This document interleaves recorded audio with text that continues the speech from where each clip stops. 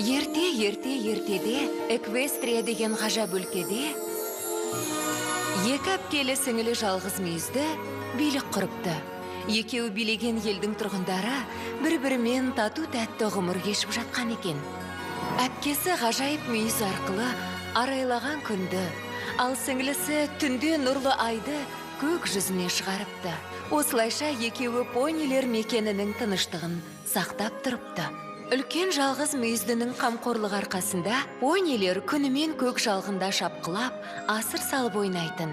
Бірақ уақыт өте келе, кенже жалғыз мүйізді өзгере бастайды. Бір күні, ұзақ айлы түннен кейін сіңлісі әпкесіне орнын беруден бас тартты. Әпкесі оны қанша ақылға шақырғанмен, ол өз дегенінен қайтпай қойды. Оның жүрегін жаман ойлар жаулап алған еді. Әпкесі күллі әлемді мәңгілік түнек басады деп қорқа бастады. Таңғажайып елді сақтап қалу үшін үлкен жалғыз мүйізді сиқырлы асыл тастардың керемет күшін пайдаланды.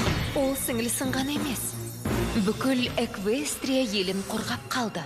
Содан бастап, үлкен жалғыз мүйізді айды да өз қамқорлығына алды. Ал Эквестрия елінде қайтадан мамыражай тыныштық орнады. Ғажайып тастар. Бір жерден естіген сияқтымын. Қайдан естіп едім?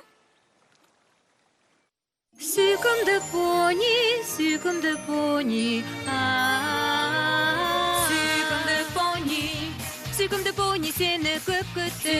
Сүйкімді пони, әлемге ғажайып нұрыңды төк. Риясыз күлкі мейірім, шыжырекпен сыйларсың бізге түрлі оқиғаның. Сәніміз ғажайып біздің әніміз бұл. Сүйкімді пони, біз болайық біріміз бірге.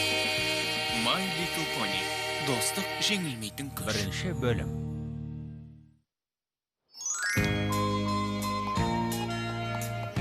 Тоқта, Твайлайт.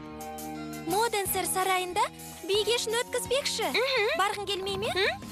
Кешіріңіздер, достар. Бүгін менің сабақ оқуым керек еді. Бұл понидің сабақтан басқа ойы бар ма өзі?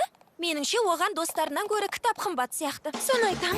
Ғажайып тастар туралы бір жерден естігенім анық.